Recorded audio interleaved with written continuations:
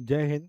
तो आज के लेक्चर में हम पेपर 6 का जो टॉपिक है निबंध का, उसमें शिक्षा में गुणवत्ता जो टॉपिक है, उस टॉपिक को क्या कहते हैं देखेंगे और ये समझने की कोशिश करेंगे कि उसमें से क्या क्या चीज़ें हमारे एग्जाम में आ सकती हैं शिक्षा में गुणवत्ता टॉपिक से।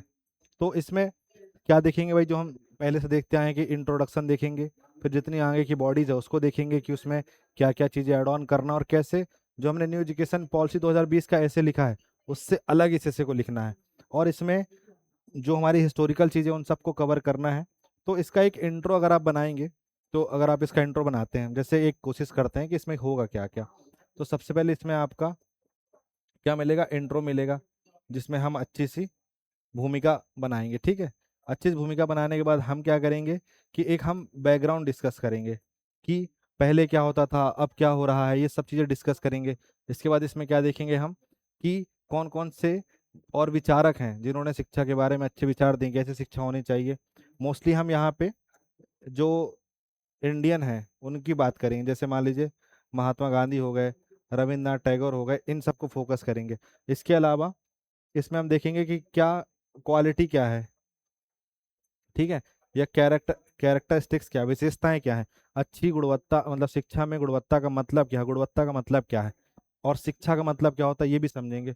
इसके बाद जब ये देख लेंगे तो हम क्या देखेंगे कि कुछ क्या है चैलेंजेस हैं, कुछ चुनौतियां हैं जो इसके समक्ष विद्यमान है।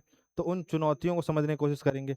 जब चुनौती समझ लेंगे तो हम क्या समझने की कोशिश करेंगे कि कुछ समाधान भी होंगे। तो उन समाधान के लिए सरकार ने क्या है कुछ प्रयास किए होंगे सरकार ने। फिर जब सरकार ने कुछ प्रयास कर लिए होंगे तो उसके बाद आपको कुछ अपने सुझाव देने हैं और एक अच्छा सा निष्कर्ष देना है।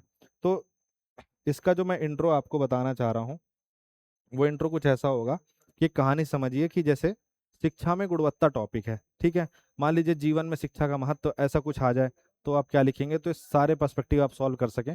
तो एक कहानी इसकी ये है कि एक जैसे आप कोटा शहर के बारे में जानते हैं, बहुत फेमस है, जो एजुकेशन का हब है, जहाँ पे आईआईटी नीट और इसके अलावा भी तमाम और चीज़ों की क्या होती हैं प्रतियोगी परीक्षाओं की और एंट्रेंस एग्जाम की तैयारी होती है।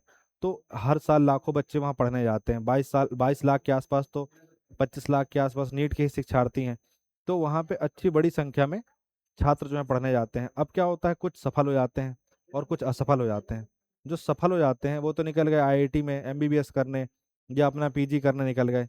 लेकिन जो असफल रह गए उनका क्या होता है, वो अपने जीवन में ठीक है मार्क्स कम पाए उधर फेल हो गए। पर कुछ बच्चे ऐसे होते हैं जो उस असफलता को पचा नहीं पाते और उसकी वजह से क्या होता है कि वो अपना जीवन जो है त्याग देते हैं। तो वही पे शिक्षा का असली मतलब समझ में आता है कि क्या उनको सिर्फ अच्छे अंक हासिल करना सिखाया गया, क्या उन्हें ये सिखाया गया कि अगर आपके अच्छे नंबर नहीं आएंगे, आप अच्छी रैंक नहीं लाएंगे, तो आपने अच्छी पढ़ाई नहीं करी है। क्या सिर्फ यही मतलब है, क्या सिर्फ रैंक लाना ही एजुकेशन है। यही यहाँ पे इसका प्रस्तावना बनेगी। और उसी प्रस्तावना को यहाँ पे मैंने आपको एक किस फॉर्मेट में दिया हुआ है, इंट्रो में किस फॉर्मेट में दिया गया, पैराग्राफ फॉर्मेट में दिया है। जैसे देखिए, हर वर्ष हजारों विद्यार्थी अपने सपनों को लेकर कहाँ जाते हैं, कोटा जैसे शिक्षा केंद्रों की ओर जाते हैं। किसी के हाथ में आईआईटी का सपना होता है, किसी की आंखों में डॉक्टर बनने की उम्मीद होती है, फिर किसी के पीछे अपने परिवार की वर्षों की मेहनत होती है, अपेक्षाएं होती हैं। आप सभी ने कोटा फैक्ट्री देखी होगी। इसके अलावा कुछ विद्यार्थी सफल होते हैं और अपने सपने की ओर आगे बढ़ जाते हैं, जबकि कुछ क्या होते हैं असफल हो जाते हैं। और इनमें से कई अपनी गलतियों से सीखते हैं। जो असफल होते हैं, जैसे मान लीजिए आपका प्री नहीं निकला पहली बार, दूसरी बार नहीं निकला, तो आप क्या करेंगे, दोबारा अटेम्प्ट करेंगे, दोबारा प्रयास करेंगे, दोबारा प्रयास करते हैं और जीवन में आगे बढ़ जाते हैं। लेकिन कुछ विद्यार्थी असफलता को अपनी पूरी क्या मानते हैं, जिंदगी मान लेते हैं और अत्यंत दुखद परिस्थितियों में अपना जीवन तक समाप्त कर देते हैं और आत्महत्या जैसी और जीवन त्यागने जैसी हरकतें कर देते हैं। इससे क्या होता है, यहीं पे एक गंभीर प्रश्न पैदा हो जाता है समाज के समक्ष और देश की शिक्षा व्यवस्था के समक्ष। एक प्रश्न खड़ा होता है कि क्या असफल होने वाला विद्यार्थी वास्तव में कमजोर था या हमारी शिक्षा व्यवस्था कहीं कमजोर रह गई।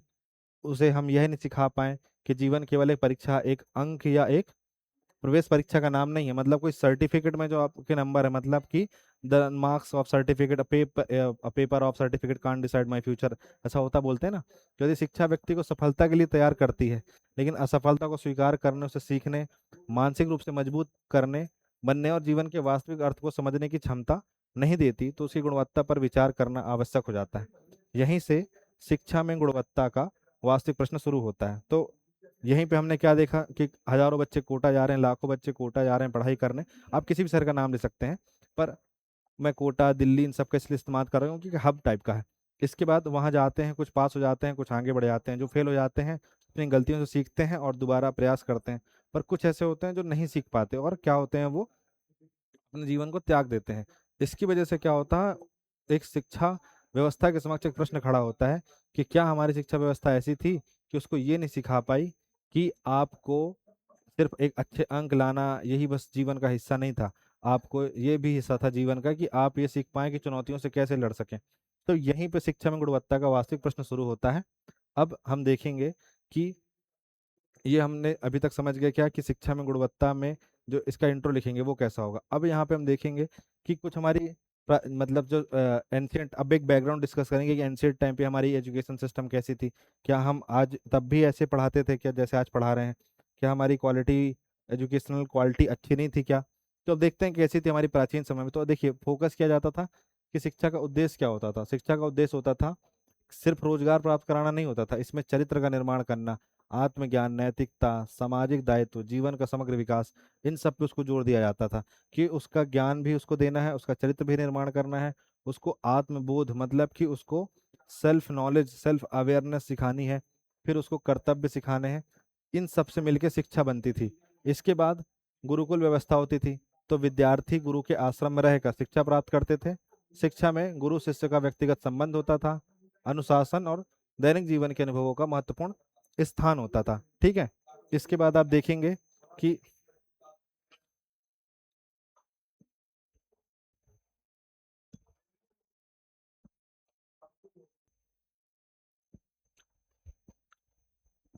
इसके बाद आप देखेंगे कि जो गुरुकुल व्यवस्था होती थी, तो इसमें क्या सिखाया जाता था गुरुकुल व्यवस्था में कि जो विद्यार्थी होता था वो अपने गुरु के आश्रम में ही रह करके शिक्षा ग्रहण करता था। जैसे आपने सुना होगा कि जो प्राचीन भारतीय संस्कृति में आपने सुना होगा कि ब्रह्मचर्य, इसके बाद फिर आपका गृहस्थ, फिर आपका वानप्रस्थ, प्लस फिर संन्यास, ऐसे 4 आश्रम होते थे। तो ब्रह्मचर्य में क्या होता था, पूरा उसको 25 वर्ष तक शिक्षा ग्रहण करना सिखाया जाता था कि वो शिक्षा ग्रहण करे, अच्छी शिक्षा ग्रहण करे। और उस शिक्षा ग्रहण में क्या होता था कि वो अपने गुरु के यहाँ रहता था। तो शिक्षा में गुरु शिष्य का व्यक्तिगत संबंध, अनुशासन, दैनिक जीवन के अनुभवों का महत्वपूर्ण स्थान होता था। जैसे आपने नवोदय विद्यालय का सिस्टम सुना होगा, या फिर बोर्डिंग स्कूल जो होती हैं कि वहीं पे ही छात्र रह रहा, शिक्षक रह रहा है। तो उससे क्या होता था, छात्र डिसिप्लिन में रहता था। इसके बाद फिर परा और अपरा विद्या होती थी। ये मैं भी आपको नेक्स्ट स्लाइड में बताऊंगा कि परा और अपरा विद्या क्या होती है। तो इसमें क्या होता था, जैसे परा विद्या और अपरा विद्या छोटा सा समझ लीजिए कि अपरा विद्या जो होती थी ज्यादातर लौकिक होती थी और परा विद्या जो होती थी ज्यादातर अलौकिक होती थी। इसके बाद विस्तृत पाठ्यक्रम होता था। तो उसमें आपको सिर्फ सिर्फ जैसे फिजिक्स, केमिस्ट्री, बायो ऐसे नहीं मिलेंगे, इसमें आपको मैथ मिलेगा, फिर वेद, व्याकरण, दर्शन, खगोल और आपका क्या बोलते हैं, चिकित्सा, राजनीति, अर्थशास्त्र, युद्ध कला, कला, ये सब चीजें आपको उसमें मिलती थी। ठीक है। जैसे कि आप अगर देखेंगे कि जो अर्जुन है, कर्ण है, ये सब, इनको सिर्फ युद्ध कला की शिक्षा नहीं दी जा रही, इसके अलावा और चीजों की भी इनको शिक्षा दी जा रही है। फिर शिक्षण पद्धति कैसी होती थी कि सुनने पर, कि सुना सुना के श्रवण द्वारा उनको याद कराया जाता था, श्रव्य काव्य के द्वारा। फिर मनन द्वारा, कि आपको जो बोल दिया गया है उसको अपने मन में ही चिंतन करें उसका। फिर चिंतन द्वारा, कि जो मन में आपको बोल दिया गया है उसको आप फिर क्या करें, एनालिसिस करें, उससे क्या करें, आप आउटकम निकालें। इसके अलावा फिर क्या होता था, संवाद के द्वारा, कि जैसे दो दोस्त हैं, तीन दोस्त हैं, आपस में क्या कर रहे हैं, डिबेट कर रहे हैं, कम्युनिकेट कर रहे हैं, उसके थ्रू वो निकालते थे। फिर वाद विवाद के द्वारा, कि जैसे एक डिबेट होता है, जैसे एसएसबी वगैरह में आप देखेंगे या बैंकिंग में देखेंगे, एक डिबेट होता है। लेट सपोज कोई टॉपिक चुन लिए, कि इकोनॉमिक पॉलिसी टॉपिक चुन लिए, उस पर डिबेट कर रहे हैं। इसके अन्यत्र अभ्यास के द्वारा, कि प्रैक्टिस कराई जा रही है, जैसे हम मॉक टेस्ट देते हैं ना, उसके द्वारा। फिर आप देखेंगे कि बहुत अच्छे अच्छे शिक्षा केंद्र थे। तो देखिए तक्षशिला था, नालंदा था, विक्रमशिला था, वल्लभी था और काशी था। नालंदा विश्वविद्यालय को लेकर के जैसे आप इसको डाल सकते हैं कि इसमें भारत सरकार के प्रयास में, कि भारत सरकार ने अब इसके लिए क्या प्रयास किया, कि भारत सरकार ने नालंदा विश्वविद्यालय का क्या किया है, पुनरुत्थान करने का प्रयास किया है। और 2024 में मोदी जी दोबारा जो जब उन्होंने तीसरी बार जब उन्होंने पीएम की शपथ ली, तो वहाँ पे गए थे। और नालंदा विश्वविद्यालय का फिर से अभी क्या होगा, रिनॉग्रेशन होगा, सब कुछ वहाँ पहले से चीज़ें बनेगी तो उसका पुनरुत्थान हो रहा है। तो अब देखिए यहाँ पे कि प्राचीन जो शिक्षा केंद्र थे कौन कौन से थे, आपका तक्षशिला था, नालंदा था, विक्रमशिला अपना उज्जैन में, फिर वल्लभी हो गया गुजरात में, फिर काशी जैसे, तो ये सब महत्वपूर्ण शिक्षा के केंद्र थे। इसके अलावा आप देखेंगे कि मूल्यांकन होता था, तो शिक्षा में केवल लिखित परीक्षा पर निर्भरता नहीं थी, विद्यार्थी के ज्ञान पे, व्यवहार पे, समझ में, तर्क पे और व्यवहारिक क्षमता को, मतलब ऐसा नहीं कि उसको सिर्फ रटा उसको उसकी जो परीक्षा ली गई कि हाँ आप एक पेपर में इस प्रश्न का उत्तर लिख के दो और उस प्रश्न का उत्तर लिख के देने के बाद आपको मान लिया कि आप पास हो गए। नहीं, उसमें क्या होता था कि जो उसको टास्क दिया गया है उस टास्क के अन्यत्र भी उससे चीजें पूछी जाती थी, प्रैक्टिकल चीजें कराई जाती थी, तब जाके क्या होता था, उसका मूल्यांकन सही ठहरता था। फिर शिक्षा और जीवन का संबंध होता था कि शिक्षा का उद्देश्य जो है वो विद्यार्थी को केवल ऐसा नहीं है कि आपने शिक्षा हासिल करी और अब आप जॉब हासिल कर ली, उसको जीवन के हर पहलुओं के लिए तैयार करना है। ये शिक्षा का मेन उद्देश्य था। तो ये प्राचीन शिक्षा की कुछ विशेषता थी। आपने जैसे एक आरुणि की कहानी सुनी होगी, तो महाभारत में एक कहानी आती है, उसमें क्या होता है कि आरुणि नाम का एक शिष्य जो था अपने गुरु के आश्रम में रह करके शिक्षा ग्रहण करता था। तो आरुणि जो था वो उसको उसके गुरुजी ने ये कहा था कि बहुत तेज बारिश होने वाली है, तो खेत में जो मेड़ है वो टूट ना जाए, तो तुम्हें रात में ये प्रयास करना है कि जाग करके वहां पे मिट्टी को इकट्ठा करना है ताकि मेड़ जो है बची रहे, मेड़ टूट ना जाए। परंतु आरुणि के उस प्रयास में उसको विफलता हासिल होती है, पर आरुणि हार नहीं मानता और आरुणि क्या करता है कि रात भर वो मिट्टी को, उस मेड़ को बचाए रखने के लिए उस पर मिट्टी बार बार डालता रहता है। परंतु जब पानी का प्रवाह बहुत तेज हो जाता है तो आरुणि को समझ में आता है कि अब खेत नहीं बच पाएगा, तो आरुणि उस मेड़ में स्वयं लेट जाता है। फिर जब सुबह हो जाती है, सुबह तक आरुणि वापस नहीं आता, तो गुरुजी वापस उसके पास जाते हैं और उसको बोलते हैं कि तुमने क्या किया, तुम्हारी जान भी जा सकती थी। ठीक है, तो आरुणि फिर उस समय बोलता है कि मुझे आपकी आज्ञा का पालन करना था और उसके लिए मेरी मेरी जान भी चली जाए तो बड़ी चीज नहीं थी। तो ये गुरु शिष्य परंपरा थी तब की। ठीक है, तो ये आप अरुणी की कहानी जो है उसमें डाल करके बता सकते हैं कि ये शिक्षा व्यवस्था ऐसे इंसान को गुणवत्तापूर्ण बनाती थी। शिक्षा में इस टाइप की क्वालिटी थी कि शिष्य जो है अपने गुरु के लिए जान तक दे सकता था। फिर एक पराविद्या अपराविद्या, जो मैंने आपको पीछे वाला मैं आपको बताऊंगा।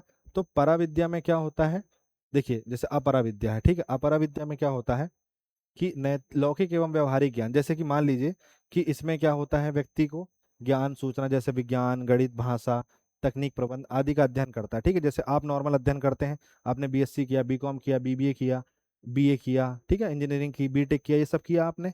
इसके बाद आपने कौशल डेवलप किया, आपके पास प्रोफेशनल स्किल आई, आपके पास वोकेशनल स्किल आई, आपके पास कैरियर ओरिएंटेड स्किल आई, ये सब स्किल आई आपके पास।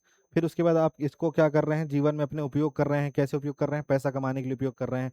और कैसे कर रहे हैं कि आप की सामाजिक प्रतिष्ठा और सुविधा के लिए अपना उपयोग कर रहे हैं। ठीक, इसके बाद क्या होगा, भौतिक प्रगति होगी आपकी, कि जैसे आप इसको इस फ्लो में समझिए कि आपने आपने क्या किया, आपने एजुकेशन हासिल की, ठीक, आपने शिक्षा ली। अच्छा, इस शिक्षा में आपने क्या लिया, इस शिक्षा में आपको मिला बीए, बीबीए, बीकॉम, ये सब आपने किया। इसके बाद आपकी क्या लगी, जॉब लगी। ठीक है, जॉब लगी तो आपको क्या हुआ, धन मिला, सफलता मिली, सामाजिक प्रतिष्ठा मिली, जो अब्राहम मैस्लो का आवश्यकता का नियम है कि इसमें फिर आपको क्या हुआ, परिवार बना, आपके पास पैसे आए। ठीक है, तो आपने इससे क्या करे, पैसे कमाए, आपके पास धन आए, उसके बाद क्या होगा, आपका भौतिक प्रगति होगी। आप क्या करेंगे, अच्छा मोबाइल खरीदेंगे, आईफोन 17 प्रो मैक्स लेंगे, आप कार खरीदेंगे। ठीक है, इसके अलावा आप क्या करेंगे, शहर में घर खरीदेंगे, ये तमाम चीजें आप करेंगे। तो अपरा विद्या जो है आपको ये सब चीजें प्रोवाइड कराएगी। ठीक है, लेकिन वहीं परा विद्या जो है वो आपको स्पिरिचुअल और जो सोल पीस है वो प्रोवाइड कराएगी, जैसे कि आत्मज्ञान कराएगी। ठीक है, जैसे कि आप डेली सुबह, इसका कनेक्शन अभी अपन बनाते हैं, पहले इसको देख लेते हैं। इसमें क्या होगा, आप स्वयं को जानेंगे, आत्मा और परमात्मा का बोध होगा आपको। फिर इसमें आंतरिक शांति आपकी आएगी, मन में मन की शांति, संतोष, धैर्य, मानसिक संतुलन, ये सब होगा। फिर सद्गुण और मूल्य सिखाया जाएगा आपको, करुणा, प्रेम, सत्य, सत्यनिष्ठा, इस ईमानदारी, ये सब सिखाया जाए आपको। फिर अहिंसा, सेवा, मानवता की भावना, ये सब सिखाई जाएगी। फिर आपको इसमें जीवन का उद्देश्य बताया जाएगा कि जीवन का उद्देश्य क्या है। तो जीवन का उद्देश्य मोक्ष, आत्मोन्नति और जीवन के वास्तविक उद्देश्य की प्राप्ति। तो देखिए यहाँ पे आपने एक अपरा विद्या देखा, अपरा विद्या में आपको एजुकेशन लेकर के क्या करना है, जॉब हासिल करनी है, फिर अपने जीवन यापन करना है। फिर वहीं दूसरी ओर जो परा विद्या है, इसमें आपको क्या करना है, इसमें आपको अपने जीवन को, लाइफ को अपने एनालिसिस करना है, जैसे योग करना है, मेडिटेशन करना है। और उसके थ्रू क्या करना है कि आपके पास जैसे ज़्यादा पैसा आ गया तो अपने हवा में उड़ने लग जाए, तो आपको संतुलित रहना है। ठीक है, अपने अंदर आपको क्या रखना है कि अहंकार नहीं लेकर के आना है, प्रेम लाना है, करुणा लानी है। ठीक है, उसके अलावा वात्सल्य रहे आपके अंदर। आप ऐसा ना हो जाए कि पैसा आ जाए तो आप उसका दुरुपयोग करने लग जाएं। फिर उसके बाद जैसे मान लीजिए यहाँ पे आपको रिश्वत ऑफर हो रही है, लेकिन ये चीज़ आपको सिखाएगी कि रिश्वत नहीं लेना है। ठीक है, तो इनका जब संतुलन होगा तो एक व्यक्ति का बहुत अच्छा जीवन होगा। अब क्या हो रहा है, अब के समय में एक चैलेंज क्या बना हुआ है कि व्यक्ति सोच रहा है मेरा फोकस सिर्फ ऐसा है कि मैं पैसा कमाऊं।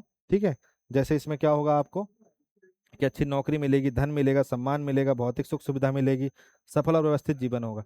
लेकिन क्या सिर्फ ये रहेगा तो आपका जीवन चल जाएगा? कि आप सिर्फ पैसा कमाएंगे, पैसा कमाएंगे, आप मान लीजिए आपने कुछ करप्ट काम कर दिया और आप फंस गए, तो आपको तो नुकसान हो गया। उस नुकसान से आपके साथ क्या दिक्कत होगी? आपको जेल भी हो सकती है। आपने सुनते होंगे कितने केस की, ये आईएएस 10,000 की रिश्वत लेते हुए, 1 लाख की रिश्वत लेते हुए पकड़ा गए, ये एसडीएम ये करते हुए पकड़ा गए, या फिर बहुत सारे ऐसे केस सुनते हैं कि पटवारी के यहाँ इतना सारा चीज मिला। तो जो अपरा विद्या है, सिर्फ अगर आप वो हासिल कर लेंगे, ठीक है, तो क्या उससे आपने उस मतलब शिक्षा हासिल की, शिक्षा से अपरा विद्या आपने हासिल कर ली, अपरा विद्या हासिल करके आप ये सब पा लिए, तो क्या इससे आपका जीवन सफल हो जाएगा? नहीं होगा। का सिर्फ इससे जीवन सफल नहीं हो सकता। फिर उसके बाद मान लीजिए कि जैसे ये परा विद्या है, अब इसमें मान लीजिए कौन था, जैसे द्रोणाचार्य की कहानी मैं आपको बताता हूँ।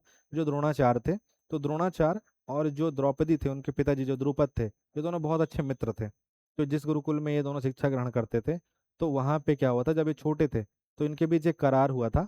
तो द्रुपद ने कहा था कि भाई जब कभी मैं राजा बन जाऊंगा, बहुत अमीर हो जाऊंगा, और कभी तुम्हारी ऐसी स्थिति हो जाएगी तुम्हारे पास कुछ भी ना रहे, तो हम दोनों मिलकर के कुछ अच्छा बेहतर कर लेंगे और तुम्हें मैं सब कुछ दे दूंगा। ऐसे करके उनके बीच में वचनबद्धता हुई। अब क्या होता है, समय बीतता है और द्रोणाचार्य अपने रास्ते, और जो द्रुपद है वो अपने रास्ते चले जाते हैं। धीरे धीरे क्या होता है कि जो द्रोणाचार्य हैं उनका बच्चा पैदा होता है। ठीक है, बच्चा पैदा होने के बाद क्या होता है, बच्चे का आप सब नाम जानते हैं, जो कैसा है, जिसको वो मिला हुआ, अमरता का वरदान मिला हुआ है। ठीक, तो वो जो बच्चा है, अब उसकी भूख है, प्यास है, उसको भी चीजें लगती हैं। तो अब द्रोणाचार्य के पास क्या है, सिर्फ शस्त्र विद्या सीखे हुए हैं वो। तो उन्हें क्या है कि अपने अपना भी जीवन यापन करना है, तो जीवन यापन करने के लिए उन्हें पैसा चाहिए। तो यहाँ वहां से चलिए काम चला रहे थे, लेकिन उनको एक अच्छा सोर्स नहीं मिल पा रहा था। तो फिर वो जाते हैं द्रुपद के पास, उनको याद आता है। तो द्रुपद जो है उनको नहीं पहचानता है और उनको भगा देता है। और ऐसे एक बोलता है, अपने दास को बोलता है, इनको 1-2 गाय दे दो और जाने दो। तो फिर उसका बदला लेने के लिए बाद में वो पांडवों को शिक्षा देते हैं। फिर जब पांडवों से गुरुदक्षिणा मांगते हैं, तो उनको बोलते हैं कि गुरुदक्षिणा मुझे ऐसा चाहिए कि द्रुपद को पकड़ के लेकर के आओ और यहाँ लेकर के आओ। तो वो पहले कौरवों को भेजता है, कौरव असफल हो जाते हैं। फिर तो कौन जाता है, फिर अपना पांडव जाते हैं, तो पांडव सफल हो जाते हैं। तो इस तरीके से आप देखिए, उनके पास सिर्फ पराविद्या थी, तो क्या पराविद्या से काम चल गया? नहीं चल गया। आप ज्ञान वचन करके, जैसे मैं भी यहाँ पढ़ा रहा हूँ, मेरे को इसके कुछ मान लीजिए कुछ आर्थिक मेरे को मानदेय मिलेगा, उससे मैं अपना जीवन यापन करूंगा। लेकिन मान लीजिए क्या सिर्फ मैं यहाँ बोल बच्चन करके काम चला सकता हूँ? नहीं चला सकता। तो पहले यूट्यूब तो था नहीं कि द्रोणाचार्य अपने यूट्यूब में अपनी विद्या डाल देते और सब तक पहुंच जाती। तो पराविद्या में ये सब चीजें होती हैं, पर क्या सिर्फ पराविद्या से काम चल जाएगा? नहीं। दोनों का हमें क्या चाहिए, दोनों का हमें समन्वय चाहिए। और इसी समन्वय से क्या होगा, व्यक्ति के अंदर बहुत अच्छी तरीके से विद्या आएगी और उसकी गुणवत्तापूर्ण शिक्षा उसको हासिल होगी। तो हमको इन दोनों का संतुलन जो है हासिल करना, ये है पराविद्या और अपराविद्या। ये आप लिखिएगा, बहुत अच्छा इनहांस होगा। तो प्राचीन काल में हम समझ गए। अब मध्यकालीन भारत में कुछ हुआ होगा। तो मध्यकालीन भारत में जैसे क्या हुआ कि मक्तबे बने। मक्तबे मतलब होता है जैसे प्राइमरी स्कूल, प्राथमिक शिक्षा केंद्र बने। फिर मदरसे बने, पाठशालाएं बनी, मंदिर एवं मठ बने। तो उन मंदिरों और मठ में भी शिक्षा दी जाती थी। फिर उसके बाद जो भाषाएं हैं, तो संस्कृत, अरबी, फारसी, इनके सबका महत्वपूर्ण स्थान, इसमें भाषाओं का बहुत ज्यादा विकास हुआ। फिर शिक्षण पद्धति जो थी, पठन, स्मरण, चर्चा, वाद विवाद और गुरु उस्ताद के मार्गदर्शन पर जोर दिया गया। फिर जैसे आप प्रमुख केंद्र देखेंगे तो दिल्ली, जौनपुर, आगरा, वाराणसी, बीदर, ये सब प्रमुख केंद्र बने। ठीक, फिर इसमें भारतीय और इस्लामी ज्ञान परंपराओं के बीच ज्ञान एवं भाषाई आदान प्रदान होता था। सीमा ये थी कि शिक्षा की पहुंच सीमित थी। प्राचीन भारत वाले में भी सीमा ये थी कि मतलब थोड़ा जाति व्यवस्था वाला सिस्टम था, लेकिन अपन को अभी उसमें ऐड नहीं करना, वो सब चुनौतियों में शामिल करेंगे। तो मध्यकालीन भारत को ऐसे छूते हुए आपको गुजर जाना है। फिर आधुनिक भारत को आपको थोड़ा सा बताना है कि जो मैकाले है, इसका मैकाले मिनट आया 1835 में। और एक क्या बात चली कि वर्नाक्यूलर लैंग्वेज पे और किस पे, मतलब भाई पश्चिमी पे शिक्षा दी जाए या देसी भाषा पे शिक्षा दी जाए, इस पे एक विवाद चला। फिर उसके बाद ये हुआ कि भैया पश्चिमी उस पे शिक्षा दी जाएगी। क्यों? क्योंकि इनको क्लर्क तैयार करने थे। इनको ऐसा कुछ नहीं था कि अंग्रेजों को ये सिखाना था भारतीयों को कि हम आपको शेक्सपियर पढ़ाएंगे, कि हम आपको और ऐसी क्रांतियां पढ़ाएंगे। उनको उद्देश्य था कि इनको सिर्फ क्या करना है, एक क्लर्क तैयार करना है कि काले रंग के गोरे तैयार करने हैं दिमाग से बस, कि ताकि हमारा काम करते रहें, क्लर्क बन जाए। फिर वो डिस्पैच आया 1854 में। फिर आधुनिक विद्यालय बने, विश्वविद्यालय व्यवस्था का विस्तार हुआ, अंग्रेजी भाषा का प्रभाव बढ़ा। फिर 1857 में कलकत्ता में, बम्बई में, मद्रास में क्या बनी, यूनिवर्सिटीज बनी। फिर और भी बहुत सारी चीज इसमें हुई, लेकिन हम उस पर नहीं जा रहे हैं कि इंडिया में शिक्षा का विकास कैसे हुआ। एक छूते गुजार जाना है कि इस काल में किस तरीके से शिक्षा के बारे में बताया गया, पढ़ाया गया, ठीक। फिर उसके बाद जब आप ये सब एक क्रम से बता देंगे, तो आप बताएंगे कि कुछ विचारक हैं जिन्होंने कुछ विचार दिए आपके, जैसे महात्मा गांधी। तो महात्मा गांधी का शिक्षा के संबंध में क्या विचार था? देखिए, अभी तक हमने क्या देख लिया, अभी तक हमने देख लिया कि हमने देख लिया कि हमें इंट्रो क्या रखना है। तो आपको इंट्रो रखना है कौन सा वाला, जो मैंने आपको कोटा वाला एग्जाम्पल दिया, ये रख देना, ठीक है ना, कोटा एजुकेशन हब वाला, ये आप दे देना। इसके बाद आप जब इसके आगे जब आप पहुंचेंगे, तो आप यहाँ पे अगले फेज में आप बताएंगे कि एक बैकग्राउंड बताएंगे कि प्राचीन भारत से लेकर के आधुनिक मध्यकाल, फिर आधुनिक भारत में शिक्षा को रिलेटेड जो जो चीज़ें थी, इसको आप बताएंगे। जब आप ये बता लेंगे, तो फिर आप ये बताएंगे कि क्या कहते हैं, फिर अब आगे का मैं बताऊंगा, फिर आगे क्या बताना है, ठीक है। तो अब आगे को बताना है आपको कि महात्मा गांधी जी के क्या विचार थे शिक्षा को लेकर के। तो महात्मा गांधी क्या बोलते थे कि उनका ये फोकस था कि बच्चे के पास स्किल ज्यादा रहे, ठीक है, आत्मनिर्भर बने इंसान, डिपेंडेंसी की जगह उसके पास सेल्फ इंडिपेंडेंसी आए, ठीक है ना, सेल्फ डिपेंडेंट बने आदमी। तो उनका सर्वांगीण विकास कहना था, उनका मतलब ये था कि व्यक्ति ऐसा नहीं कि शरीर से ही बस वो क्या हो जाए, सक्षम बने, मन से भी सक्षम बने, आत्मा से भी सक्षम बने। उनके पास बस शिक्षा ऐसी नहीं हो कि एजुकेशन से बस ये नहीं हो कि जॉब हासिल कर ले, उसमें ये भी था कि एजुकेशन के साथ साथ, जॉब के साथ साथ वो अपने जीवन के दूसरे क्षेत्रों में भी सफल हो। जैसे सर्वांगीण विकास में शामिल था कि उसका शरीर, मन और आत्मा, इन सब का संतुलित विकास हो। फिर दूसरा उन्होंने ये बोला कि चरित्र निर्माण हो, नैतिकता हो, सत्य हो, अनुशासन हो, जिम्मेदारी का विकास हो। बंदा आईआईटी किया हुआ बैठा है, लेकिन उसको बात करने का सहूर नहीं है। बंदा नीट डॉक्टर बना हुआ बैठा है, उसके पास कोई पेशेंट आया, उससे वो बात नहीं कर रहा है, ठीक है, उससे वो अजीब तरीके से बिहेव कर रहा है। तो क्या ऐसे में उसके पास सच में शिक्षा है? नहीं है उसके पास शिक्षा। तो शिक्षा ऐसी होनी चाहिए जो चरित्र का निर्माण करे।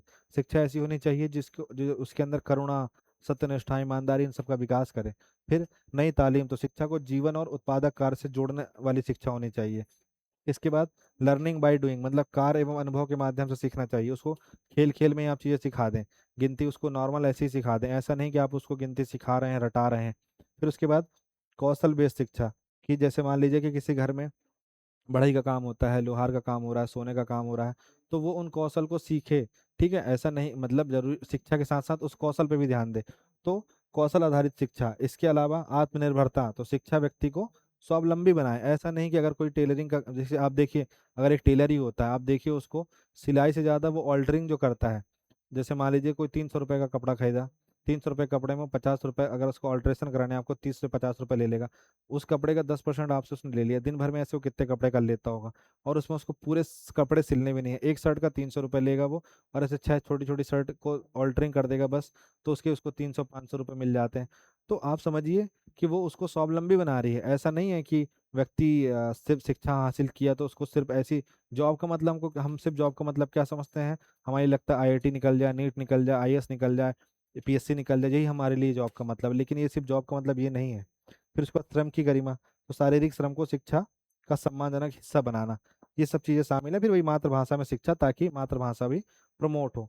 तो यही बोल रहे हैं कि शिक्षा का उद्देश्य केवल ज्ञान प्राप्त करना नहीं है, बल्कि अच्छे इंसान बनना है, ये महात्मा गांधी जी ने कहा।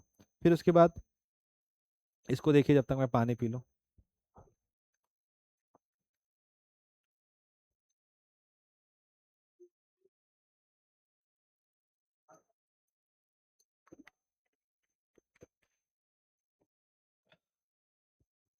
तो देखिए, रविन्द्रनाथ टैगोर जी के कुछ शिक्षा संबंधी विचार हैं, जिसमें आप देखेंगे कि उन्होंने, जैसे आप देखते हैं उनका शांति निकेतन होगा, तो उन्होंने प्रकृति पर आधारित शिक्षा की बात करी। प्रकृति पर आधारित मतलब ये कि जैसे कि मान लीजिए कोई नदी है, कोई वन है, ठीक है, कोई, आप जैसे देखिए, मान लीजिए आपका मन नहीं लग रहा है, आप किसी गार्डन में जाकर के पढ़ने चले गए। आप इंदौर में रहते हैं, तो मान लीजिए आप डीडी गार्डन जाकर के पढ़ने लगे, ठीक है, आप वहाँ जाकर के पढ़ रहे हैं, बैठे हुए हैं, आपको अलग शांति मिलेगी, ठीक है। आप रीजनल पार्क ना चले जाएं, डीडी गार्डन में ही बैठे रहें, तो आप देखेंगे वहाँ कि आपको अलग शांति मिल रही है। आप जो पढ़ाई कर रहे थे, आपको आसपास के वातावरण से जो उसका उद्दीपन हो रहा है, उससे वो आपकी पढ़ाई को और बेहतर करा रही है।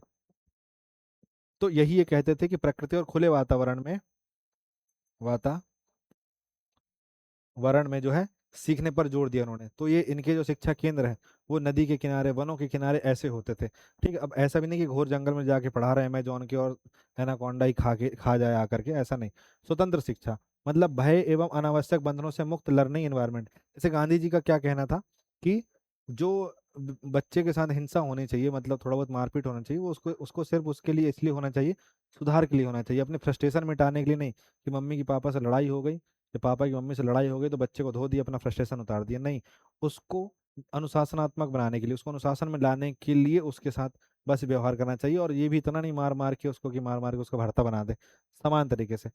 तो यहाँ पे स्वतंत्र शिक्षा का मतलब ये है कि शिक्षा ऐसी नहीं कि डरा डरा करके पढ़ो पढ़ो, तुम 10वीं के बाद तुमको मैथ्स लेना होगा, उसका मन नहीं है भाई मैथ्स लेने का, उसको आर्ट्स लेना है। उसका मन नहीं है मैथ्स लेने का, साइंस लेना है उसको, बायो लेना है उसको, क्यों उसको मैथ्स पढ़वा रहे हो, कॉमर्स लेना है उसको। तो उसको बंधनों से मुक्त रखा जाए। फिर रचनात्मकता, तो कला, संगीत, साहित्य और सृजनशीलता का विकास हो। ऐसा हो कि अगर जैसे जैसे उन्होंने रविंद्र संगीत का विकास किया था, तो अगर उसको नाटक अच्छा आता है, उसको गाना अच्छा आता है, उसको लिखना अच्छा आता है, तो उन सब चीज़ों पे वो काम करे। फिर स्वतंत्र चिंतन, तो उसको प्रश्न पूछने, ठीक है, विचार करने और क्या करना चाहिए, स्वयं को खोजने की स्वतंत्रता होनी चाहिए, कि भाई वो उन चीज़ों से कुछ सीख पाए, वो उन चीज़ों से ये सीख पाए कि कैसे जो है अपने आप को जान सकता है, अपनी चीज़ों को इन्हांस कर सकता है, उसको लगे कि यार मेरे पास ये कमी है तो मैं इस कमी को ख़त्म करके ये कर सकता हूँ। फिर उसके बाद समग्र विकास, तो बौद्धिक विकास के साथ भावनात्मक एवं सामाजिक विकास भी होना चाहिए उसका। ऐसा नहीं कि सिर्फ एजुकेशनल डेवलपमेंट हो रहा है उसका, उसका फिजिकल डेवलपमेंट हो, उसका इमोशनल डेवलपमेंट हो, उसका ईआई भी बढ़े। मतलब जैसे कि हम आई जैसे बोलते हैं ना कि यार इसका इतना ई आई क्यू है, पर उसके पास ईआई ही नहीं है, इमोशनल इंटेलिजेंस ही नहीं है, तो क्या करोगे।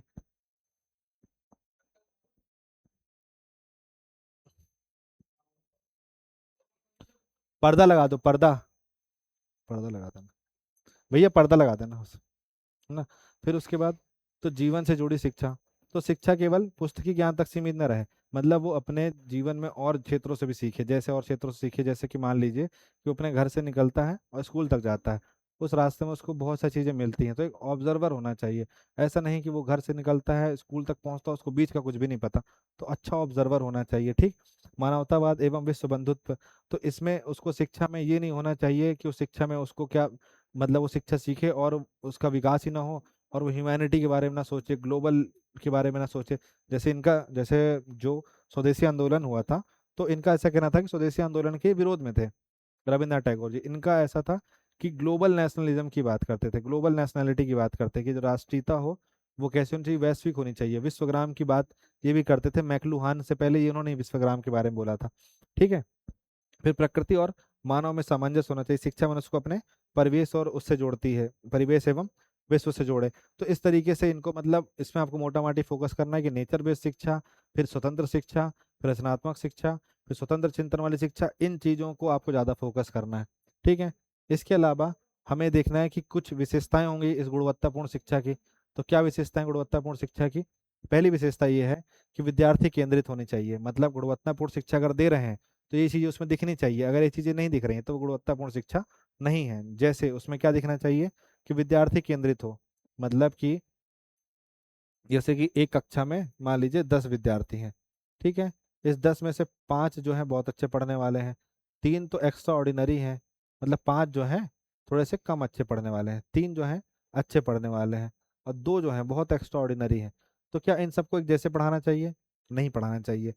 तो कैसे पढ़ाना चाहिए, अलग अलग बच्चे के हिसाब से पढ़ाना चाहिए, ठीक है। अब ऐसा नहीं कि एक बच्चे के लिए एक स्कूल बना देंगे, लेकिन उन पे फोकस किया जाएगा। दूसरी चीज, समावेशी होनी चाहिए, ऐसा नहीं होना चाहिए कि लड़कियों को वंचित रखा गया है, विकलांगों को वंचित रखा गया है। ऐसा नहीं होना चाहिए कि जो कहना चाहिए आपका कि जो गरीब है उसको वंचित रखा गया है। ऐसा नहीं होना चाहिए कि जो व्यक्ति दूसरे, मतलब मान लीजिए जिसको तथाकथित निम्न समुदाय माना जाता है उससे संबंधित है तो उसको वंचित रखा जाए, इस प्रकार से शिक्षा नहीं, समावेशी शिक्षा होनी चाहिए। मान लीजिए कि जो अम्बेडकर जी थे उन्होंने कितना कुछ झेला, अब वो अगर सच में उस चीज़ को नहीं झेल पाते और उतना वो नहीं पढ़ पाते, अगर उसको झेलने पे वो फेल हो जाते, अगर उसको नहीं झेल पाते और शिक्षा को महत्व नहीं समझ पाते, जो उन्होंने समझा, तो आज हमारे पास अम्बेडकर जी जैसे लोग होते नहीं होते, ठीक। फिर उसके बाद गुणवत्तापूर्ण शिक्षक, मतलब बच्चे को तो मार मार के भेजा जाता तो स्कूल नहीं जाता, और उनको स्कूल में मारा जाता था तो वो स्कूल नहीं छोड़ते थे। मतलब मारा क्या जाना, मारे जाने से भी ज़्यादा गंदा बिहेवियर होता था, ठीक। फिर गुणवत्तापूर्ण शिक्षक होना चाहिए। शिक्षक ऐसा होना चाहिए जिसको स्वयं उस चीज़ के बारे में कुछ चीज़ें आए। जैसे अल्बर्ट आइंस्टीन ने कहा था कि अगर आप किसी बच्चे को कोई चीज़ नहीं समझा पा रहे हैं तो उस बच्चे में समस्या नहीं है, समस्या आप में है। क्यों? क्योंकि आप में कॉन्सेप्चुअल क्लियरिटी नहीं है। अगर आप उसको आसान भाषा में, सरल एग्जाम्पल में, लेहमैन टर्म में नहीं समझा पा रहे हैं तो आपको समझने की ज़्यादा ज़रूरत है अभी। तो शिक्षक ऐसा होना चाहिए जिसको पता हो कि अभी क्या चल रहा है, जिसको पता हो कि बाद में क्या चलने वाला है, जिसको ये पता हो कि इस बच्चे को कैसे समझाया जाए, जिसको पता हो उस बच्चे को कैसे समझाया जाए, जिसको ये पता हो कि इस कक्षा में इस विषय पे किस तरीके का एग्जाम्पल इस्तेमाल किया जाए, जिसको ये पता हो कि प्रॉपर सिलेबस क्या है, जिसको ये पता हो कि पढ़ाते कैसे हैं, जिसको ये पता हो कि मुझे रोज अपने से भी प्रतिदिन कुछ कुछ पढ़ के आना पड़ेगा, अपनी पढ़ाई को इनरिच करना पड़ेगा, तो वो अच्छा शिक्षक है। फिर लर्निंग आउटकम्स, तो लर्निंग आउटकम्स में भी बस ये नहीं देखें कि उसकी 10वीं की मार्कशीट है और इसमें के 90% अंक है, लड्डू बंटवा दिए। नहीं भाई, और भी सारी चीजें देखनी पड़ेगी कि बौद्धिक रूप से कैसा है, लोगों से बात कैसे करता है, इंटरेक्ट कैसे करता है, बदतमीज तो नहीं है, इसके अलावा दूसरे कौशल इसके पास हैं कि नहीं, उन कौशलों में कैसा है, ये सब चीजें उसकी देखी जानी चाहिए उसके इवैल्यूएशन में, आउटकम में। प्रासंगिक पाठ्यक्रम, पाठ्यक्रम कैसा होना चाहिए? पाठ्यक्रम ऐसा होना चाहिए कि आज एआई सिलेबस में है तो एआई बेस्ड होना चाहिए। आज सिलेबस में आपके क्या होना चाहिए कि जो मैन्युफैक्चरिंग सेक्टर है उसको जैसे ग्रो करना है तो वो चीज़ें उसकी शामिल होनी चाहिए। ये नहीं कि उसको अभी भी रटा पटा सिलेबस, पिछले सिलेबस पढ़ा रहे हैं बाबा आदम के ज़माने का। फिर ज्ञान एवं कौशल, तो सिर्फ ज्ञान नहीं देना है उसको, सिर्फ उसको ये नहीं बताना है कि आई ऐसे चलता है, उसको कौशल देना, उसको सिखा के ही बताना, उसको ट्रेन करना है। इसलिए मोदी जी ने 15 अगस्त को 2026 को क्या घोषणा करी कि 1 साल में 1 करोड़ युवाओं को हर साल क्या दी जाएगी, एआई स्किल्स की ट्रेनिंग प्रोवाइड की जाएगी, उसका प्रशिक्षण दिया जाएगा। फिर उसके बाद क्रिटिकल थिंकिंग के बारे में बोला गया कि बच्चा ऐसा हो कि रैशनल बने, कुछ सोचे, ऐसा नहीं कि उस कुंद विचार का कुछ सोच ही नहीं पा रहा हो। ठीक है, इसके अलावा क्रिएटिविटी और इनोवेशन होना चाहिए उसके अंदर। ऐसा नहीं होना चाहिए कि बच्चे को, मतलब जैसे मान लीजिए कोई प्रश्न का उत्तर है, सॉरी कोई प्रश्न है मान लीजिए, है ना, कोई प्रश्न है, अब उसका उत्तर लिखना है। अब मान लीजिए ये था कि पहले इतना बड़ा बॉक्स मिलता था, अब ऐसा हो गया इसको आधा कर दिया, अब उसको लिखना ही नहीं आ रहा। ठीक है, तो उसके अंदर क्रिएटिविटी होनी चाहिए कि कैसे वो इस पे काम चला ले। फिर उसको इनोवेशन करना पड़ेगा कि कैसे मैं इस पे ही फ्लो चार्ट का यूज करके काम चला लूँ। ठीक है, इसके अलावा भी और सारी क्रिएटिविटी, जैसे कि मान लीजिए कि आपने देखा होगा कि 3 इडियट्स मूवी में देखा होगा वो कैसे बैटरियों का इस्तेमाल करता है, वैक्यूम प्रेशर किस तरीके से किस चीज़ से बनाता है वो। और तो ये सब क्रिएटिविटी इनोवेशन होना चाहिए उस बच्चे के अंदर या बंदे के अंदर या लड़के के अंदर, लड़की के अंदर। फिर वैल्यू बेस्ड एजुकेशन होना चाहिए। कैसा वैल्यू बेस्ड? कि उसको सत्यनिष्ठा, करुणा, ईमानदारी, इसके अलावा दया, इसके अलावा आपका जितनी भी अच्छी अच्छी चीज़ें हैं वो सब कुछ उसके अंदर होना चाहिए, वो सब उसको सिखाया जाना चाहिए। स्वास्थ्य और वेलबींग, ऐसा नहीं होना चाहिए कि बच्चे को स्कूल आ रहा है और उसके हाइजीन पर ध्यान नहीं दिया जा रहा है, स्कूल में ही गंदगी है, तो स्कूल में अच्छा माहौल रखना है, स्वास्थ्य रखना है, मतलब स्वस्थ वातावरण स्कूल में देना है। फिर अच्छा इंफ्रास्ट्रक्चर प्रोवाइड कराना है। कैसे अच्छा इंफ्रास्ट्रक्चर प्रोवाइड कराना है? इस तरीके से भवन होना चाहिए, ऐसा नहीं कि भवन, बरसात आ गई पानी टपक रहा है, ठंडी आ गई ठंडी ठंडी हवाएं चारों ओर से आ रही हैं और बच्चे क्या हो रहे हैं, परेशान हो रहे हैं, गर्मी चल रही है तो धूल आ रही है, पंखा ही नहीं लगा हुआ है। तो अच्छा इंफ्रास्ट्रक्चर देना चाहिए, उस अच्छे इंफ्रास्ट्रक्चर में अच्छे भवन शामिल हैं। तो इसलिए सर मध्य प्रदेश सरकार सीएम राइज स्कूल, जिसको अब सांदीपनी विद्यालय बोला जाने लगा, उस पर काम कर रही है। फिर पीएम श्री स्कूल पे केंद्र काम कर रही है। फिर टेक्नोलॉजी इनेबल्ड, तो ये नहीं होना चाहिए कि वही चौक वाले बोर्ड चल रहे हैं अभी भी, तो डिजिटल बोर्ड लगाए जाए, बेंच लगाई जाए चटाई की जगह, इसके अलावा पंखे, एसी, इन सब की व्यवस्था करनी चाहिए। फिर अच्छा असेसमेंट करना चाहिए उनका, जैसे परख, न्यू एजुकेशन पॉलिसी 2020 में शामिल है, तो उनका अच्छे से असेसमेंट करना चाहिए, हर मानक पर असेसमेंट करना चाहिए। फिर समान अवसर देना चाहिए। इक्विटी का मतलब ये है समान, समावेशी और समान अवसर में अंतर ये है, जैसे कि मान लीजिए कोई कोई व्यक्ति, जैसे इसमें जो बोला था ना वही है कि मान लीजिए कि ए जो है वो 2-3 बार फेल हो जा रहा है, नहीं इसको ऐसा मानिए, कोई, हाँ जैसे कोई बच्चा है मान लीजिए कि, या फिर ऐसे मानिए जैसे कि इसकी ज़्यादा हाइट है, मैं आपको बहुत समान तरीके से समझाता हूँ, है ना, कि जैसे कोई, मान लीजिए कि ये बाउंड्री है, ठीक है ना, अब इस बाउंड्री के उस पार देखना है, तो किसी की हाइट मान लीजिए कितनी है, इतनी बस है, तो क्या देख पाएगा? किसी की हाइट इतनी है तो क्या उस पार देख पाएगा? नहीं देख पाएगा। जिसकी हाइट इतनी है तो वो तो उस पार देख पाएगा, और जिसकी हाइट इतनी है तो क्या भी उस पार देख पाएगा? नहीं देख पाएगा। तो इनके बीच गैप कितना है? तो इनके बीच हम देखते हैं कि जो इनके बीच गैप है वो कितना है, इसके बीच इतना गैप है, इसके बीच तो है नहीं, इसके बीच इतना गैप है। तो इस जिनके बीच जितना गैप है उसको उतनी चीज प्रोवाइड कराई जाएगी, ठीक है। ये चीज यहाँ पे बोला जा रहा है। फिर जीवन एवं रोजगार से जुड़ी शिक्षा हो, ऐसी शिक्षा नहीं होनी चाहिए कि भैया उसको शिक्षा दे दिया उसको जॉब ही नहीं मिल रही है, तो जॉब ओरिएंटेड भी हो, ठीक है ना। ये इसकी विशेषताएं हैं। फिर कुछ चुनौतियां हैं, तो चुनौतियों में क्या सबसे बड़ी चुनौती आ रही है कि स्कूल को इतना ज्यादा प्राइवेटाइज कर दिया जा रहा है, ठीक है। उसके बाद ट्यूशन, मतलब बच्चा, आप देखिए आप अपने घर में जो छोटे बच्चे होंगे आप देखिए कि वो बेचारा सुबह 7 AM में स्कूल जा रहा है, ठीक है, 7 बजे स्कूल जा रहा है,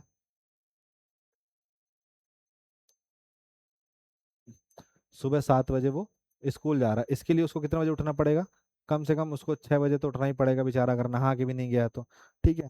उसके बाद वो बस से या वैन से स्कूल जा रहा है, और 3 PM में वो वापस आ रहा है बेचारा। फिर ठीक है, मैं बेचारा इसलिए बोल रहा हूँ कि मैं देखता हूँ इनकी हालत एकदम गधों जैसे हालत हो जाती है इनकी। इनको इतना बड़ा बड़ा बस्ता दिया जाता है, जैसे आपने एक ओशो का एक जोक सुना होगा, उसमें क्या होता है कि एक बच्चा जो है, क्या होता है कि खड़ा रहता है अपने पिताजी के साथ, तो वहीं पे एक जो व्यक्ति है वो गधे को लेकर के जाता है, तो गधा जो है आगे नहीं बढ़ता है, तो उसको बहुत तेज तेज वो मारता है।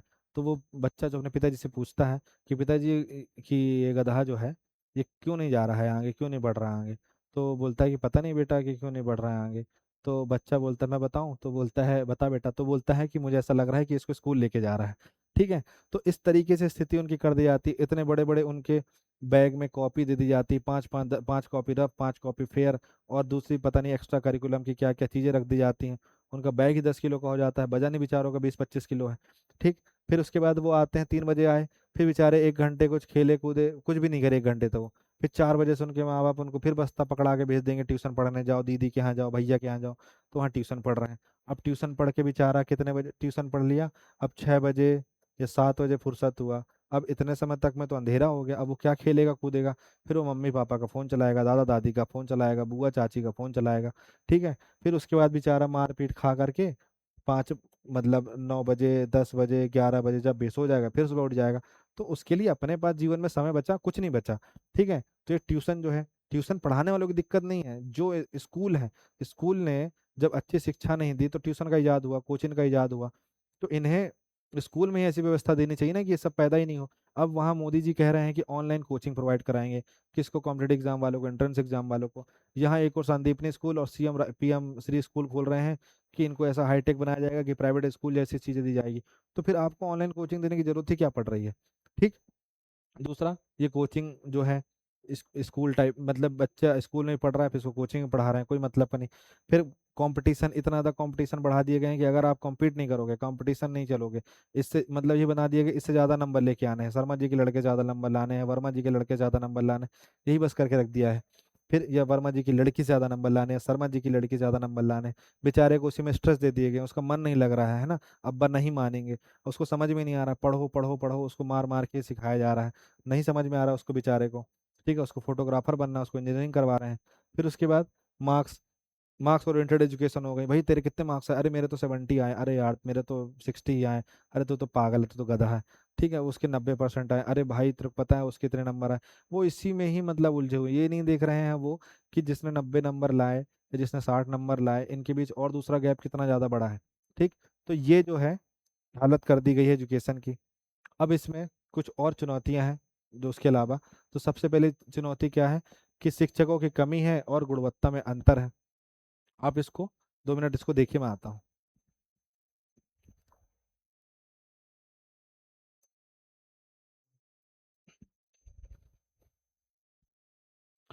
तो अब हम देखेंगे चुनौतियां, ठीक है। तो चुनौतियों में जैसे सबसे पहले चुनौती क्या है कि शिक्षक ही नहीं है, शिक्षक की कमी है, और अगर शिक्षक है तो उसके पास अच्छी क्वालिटी नहीं है।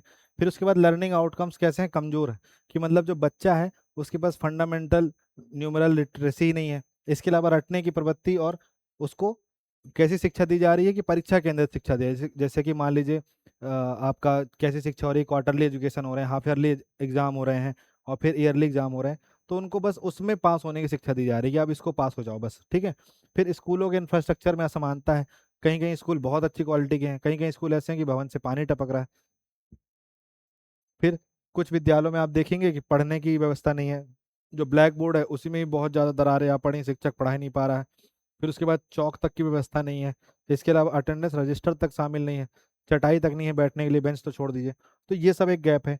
फिर डिजिटल डिवाइस और इंटरनेट की असमान पहुंच है, कि मान लीजिए किसी जगह पे बोर्ड लगा दिया गया डिजिटल बोर्ड, अब उस जगह पे लाइट की व्यवस्था नहीं है। फिर मान लीजिए लाइट की व्यवस्था भी है, डिजिटल बोर्ड भी लगा दिया गया है, पर जो शिक्षक है उसको डिजिटल बोर्ड में पढ़ाना ही नहीं आता। तो ये जो चैलेंजेस हैं। फिर ग्रामीण शहरी शिक्षा का अंतर है। एक तरफ शहरी क्षेत्रों में बहुत अच्छी शिक्षा व्यवस्था दी जा रही है। कैसी शिक्षा व्यवस्था दी जा रही है कि वहाँ पे डिजिटल बोर्ड से और अच्छा बेंच में बैठ के बच्चा पढ़ रहा है। वहीं ग्रामीण क्षेत्र में आप देखिए कि स्कूल ही नहीं लग रहे हैं, टीचर ही नहीं आ रहा, टीचर आ रहा तो बच्चों से अपने घर के काम करवा रहे हैं। तो बहुत ज़्यादा ऐसे शिक्षा के अंतर है। फिर आर्थिक एवं असामाजिक आर्थिक एवं सामाजिक असमानताएं हैं। जैसे कैसे असमानता है, जैसे कि मान लीजिए जिसके पास ज़्यादा पैसा है वो अच्छे स्कूल में जाएगा, कम पैसा है तो पैसे ना होने की वजह से वो अच्छी एजुकेशन नहीं ले पाएगा। फिर सामाजिक असमानता कैसे कि जातिवाद वगैरह जो है। मिड डे मील में आप देखिए क्या दिक्कत होती है कि जो बच्चे हैं उनको साथ में बैठा के खिलाया नहीं जाता, कि मान लीजिए कि ये उच्च वर्ग का बच्चा है तो तथाकथित निम्न कोटि के बच्चे के साथ बैठने नहीं देंगे। ये एक समस्या है। फिर महंगी निजी शिक्षा, गुणवत्तापूर्ण शिक्षा कई परिवारों के लिए महंगी होती जा रही है। ट्यूशन कोचिंग पर बढ़ती निर्भरता, सबको मतलब बच्चे को कैसे बनाना है, रटा रटा के एकदम ऐसा बन जाए कि रटंत विद्या खुदंत पानी, ऐसा कर दें उसको, ठीक है।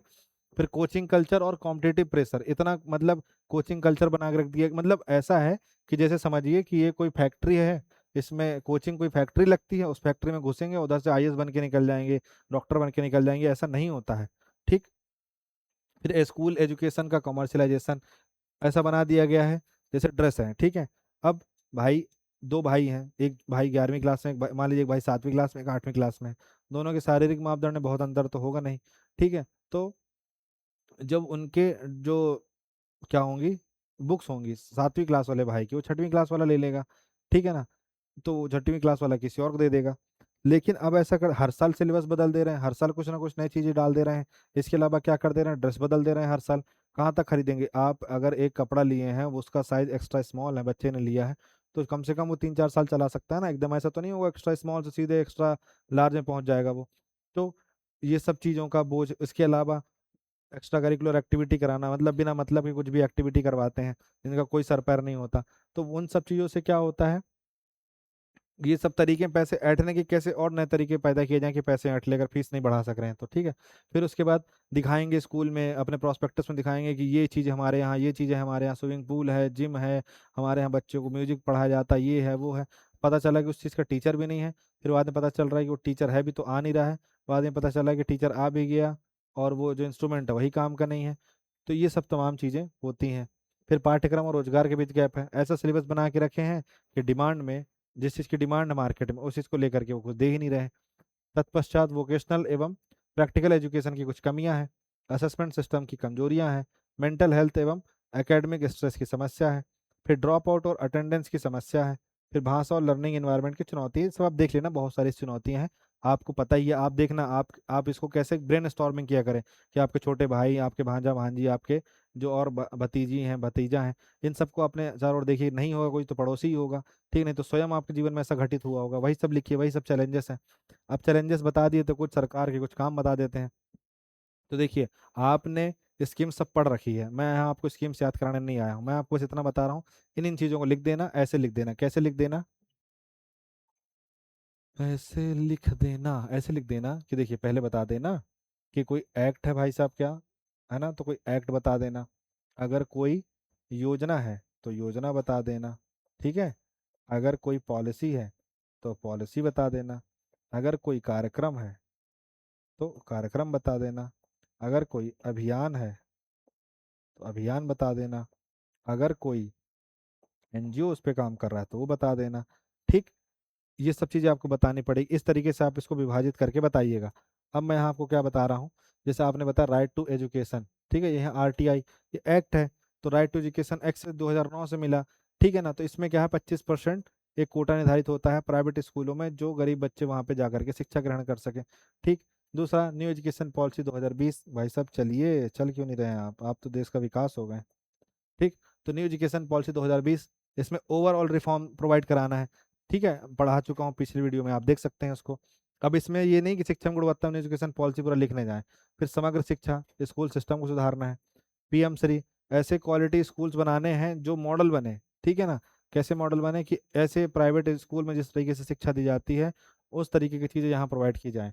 इसके पश्चात निपुण भारत, इसमें फाउंडेशनल और लर्निंग, फाउंडेशनल न्यूमरेसी लिटरेसी इसको प्रमोट करना है। फंडामेंटल, हाँ फंडामेंटल, ठीक है, फंडामेंटल न्यूमरेसी लिटरेसी को बढ़ाना, आधारभूत संख्यात्मक ज्ञान देना है। जैसे चौथी क्लास का बच्चा तीसरी क्लास की मैथ सॉल्व नहीं कर पा रहा, पांचवी क्लास का बच्चा दूसरी क्लास की गणित नहीं सॉल्व कर पा रहा, ये दिक्कत है ना। फिर निष्ठा, तो टीचर्स को बेहतर बनाने के लिए एक निष्ठा प्रोग्राम चलाया गया। फिर पीएम ई विद्या या दीक्षा अभियान, तो डिजिटल एजुकेशन को प्रमोट करने के लिए बनाया गया। फिर परख या नेशनल असेसमेंट जो सर्विस है वो लाई गई, असेसमेंट करना है, लर्निंग आउटकम्स जो है प्रोवाइड कराना है।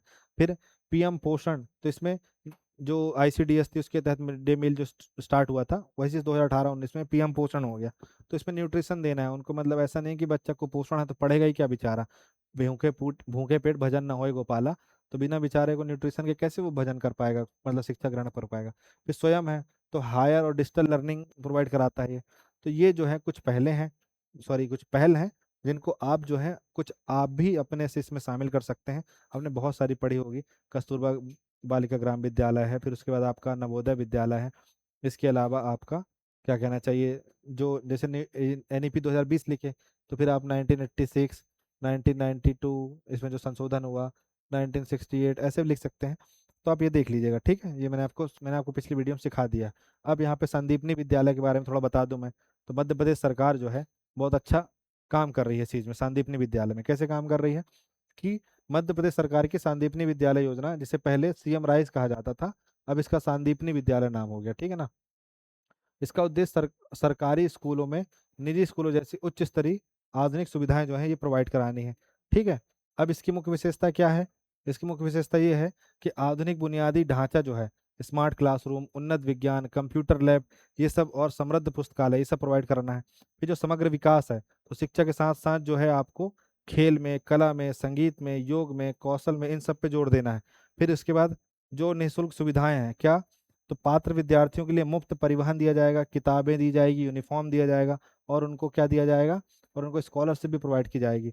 इसके बाद पोषण और स्वास्थ्य, तो स्कूलों में पौष्टिक भोजन और इंडस्ट्रियल किचन की व्यवस्था की गई है, ठीक। तो ये सांदीपनी विद्यालय योजना जो है, सांदीपनी मेरे ख्याल से इसमें गलत लिखा है, ऐसे लिखते हैं सांदीपनी, सांदीपनी, ठीक है ना, ये है इसका मतलब, इसका वो, तो ये आधा पी है, आप इसको ऐसे कर लेना, ठीक। तो ये जो है अ, मध्य प्रदेश सरकार की योजना है। इसके बाद थोड़ा पीएम राइज और सीएम राइज में आप कंफ्यूज ना हो, तो जो सीएम राइज है वही अब क्या हो गई है, जो सीएम राइज है यही अब हो गई है सांदीपनी विद्यालय स्कीम हो गई है, ठीक है। तो इसमें अंतर क्या है, पीएम श्री स्कूल और उसमें क्या अंतर है, तो पीएम श्री केंद्र सरकार चलाती है और सीएम राइज या सांदीपनी विद्यालय जो है ये मध्य प्रदेश सरकार चलाती है, ठीक है, दोनों एक जैसे ही हैं। फिर अब इसमें हम और क्या लर्न कर सकते हैं, दूसरे देशों से कुछ लर्न करके क्या डाल सकते हैं, तो फिनलैंड से हम सीख सकते हैं कि टीचर क्वालिटी, ऐसे टीचर प्रोवाइड, मतलब अच्छे टीचर ऐसे प्रोवाइड करते हैं वो टीचर जो कि क्वालिटी में बहुत अच्छे होते हैं, जिन्हें उस पर्टिकुलर क्षेत्र का बहुत अच्छा नॉलेज होता है और जो होलिस्टिक अप्रोच के साथ पढ़ाना जानते हैं। फिर स्विट्जरलैंड क्या ध्यान देता है कि वोकेशनल और अप्रेंटिसशिप पे बहुत ज़्यादा ध्यान देता है, 7वीं 8वीं क्लास से ही लर्निंग पे और वोकेशनल एजुकेशन पे बहुत ज़्यादा ध्यान देते हैं वो। फिर स्वीडन में डिजिटल लिटरेसी और इंक्लूजन इस पे जोर दिया जाता है।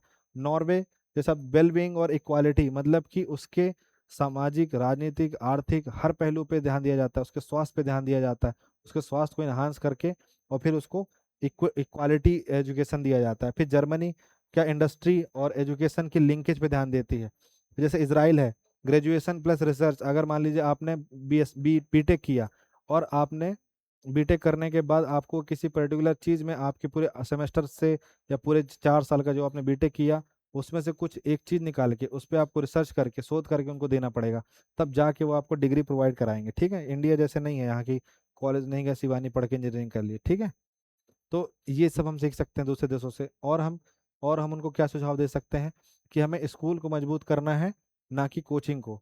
हमें टीचर को एजुकेशन देना है और टीचर को एजुकेशन सिस्टम का सेंटर बनाना है, मतलब जो टीचर है उसको ही केंद्र बनाना है, क्योंकि अगर टीचर अच्छा नहीं होगा तो क्या दिक्कत होगी। जैसे मान लीजिए कि देश में सारे रिसोर्सेस अच्छे हैं, बहुत अच्छे अच्छे रिसोर्सेस हैं, कि मिनरल रिसोर्सेस, एनर्जी रिसोर्सेस हैं, लेकिन मान के चलिए कि उस देश का जो प्रधान है वही अगर सही नहीं है तो क्या मतलब निकलेगा।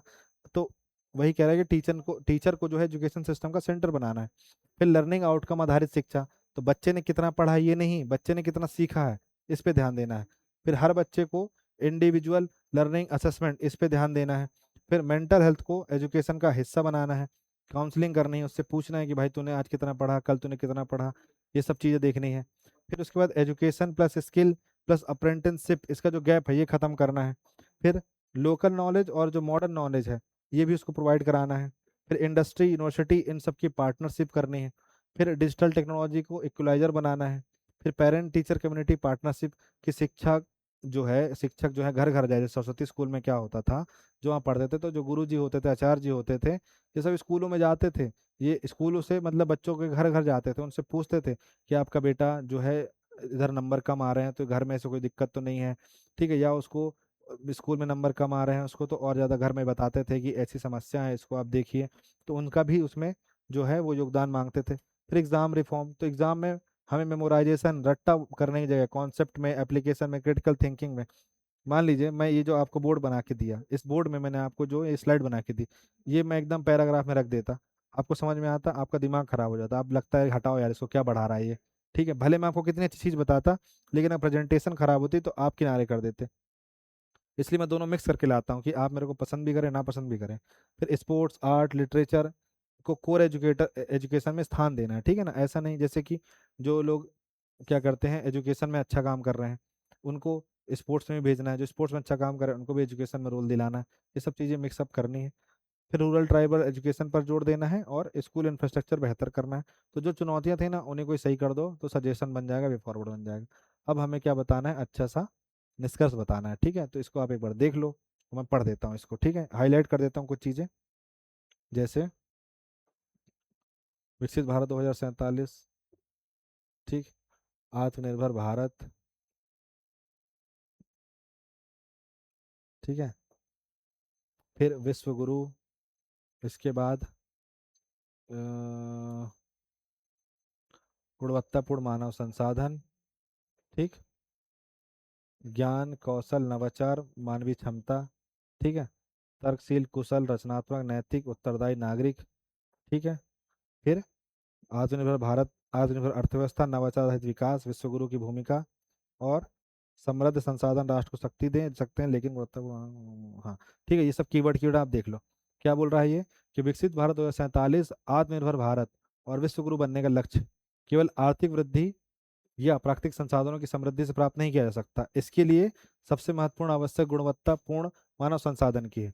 और प्राकृतिक संसाधन सीमित हो सकते हैं लेकिन ज्ञान कौशल नवाचार और मानवीय क्षमता किसी राष्ट्र की वास्तविक शक्ति का क्या है,